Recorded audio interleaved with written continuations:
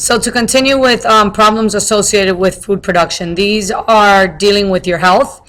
If you see this syndrome, blue baby syndrome, it correlates to the nitrogen inside the water.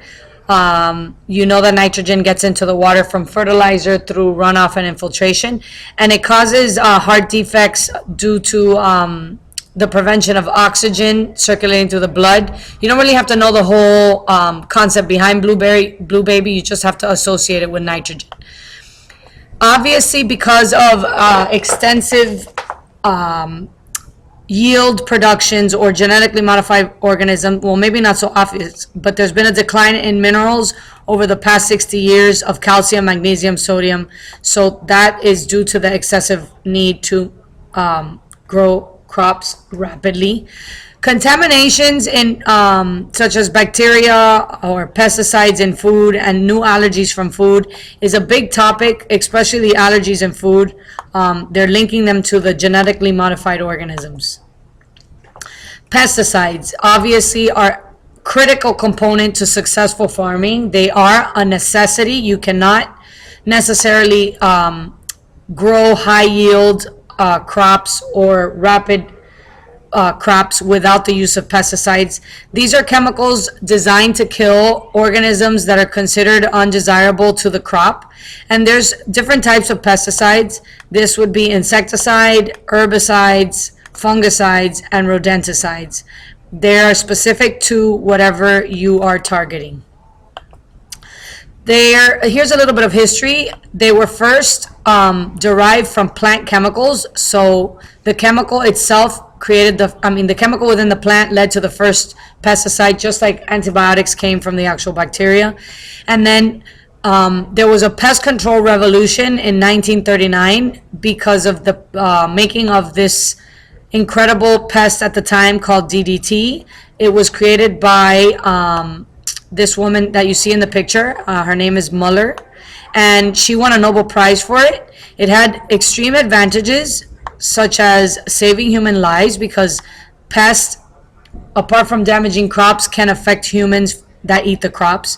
It helped increase food supply, and it also increased money for farmers. So it was definitely a revolution for farmers. There are some problems, severe problems associated with pesticides, including DDT, which ended up being banned. I'll talk about that in a minute.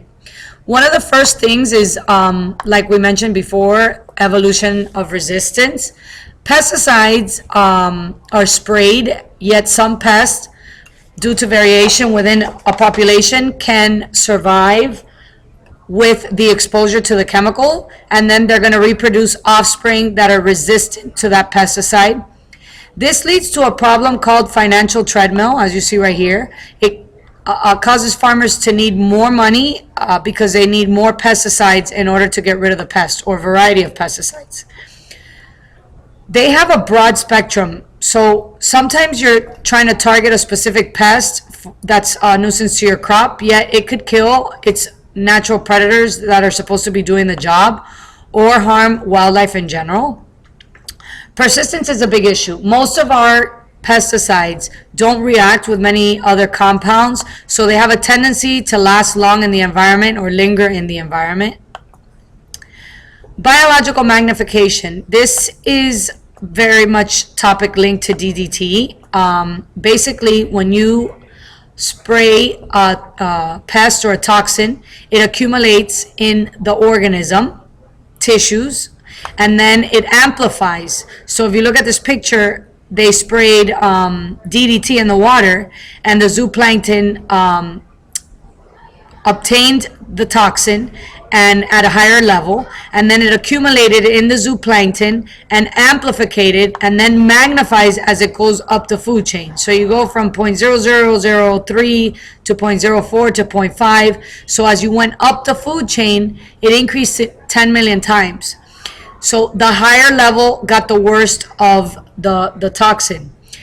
But they didn't really discover that the toxin was in the bird or the top of the food chain, being the eagle, or in this case they found it in the eagle's eggs.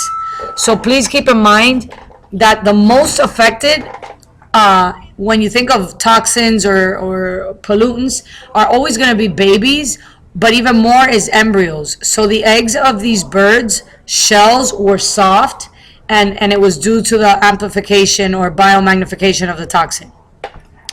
The boomerang effect, or the circle prism, is interesting because even though we banned DDT, this particular Nobel Prize winning pesticide was banned, other countries don't follow the same regulations that we do, so we still see effects of these.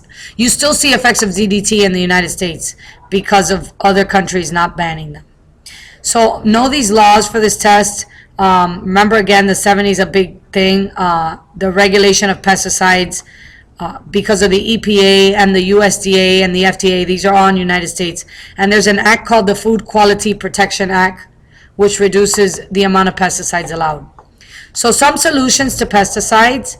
Number one is using biological pest control.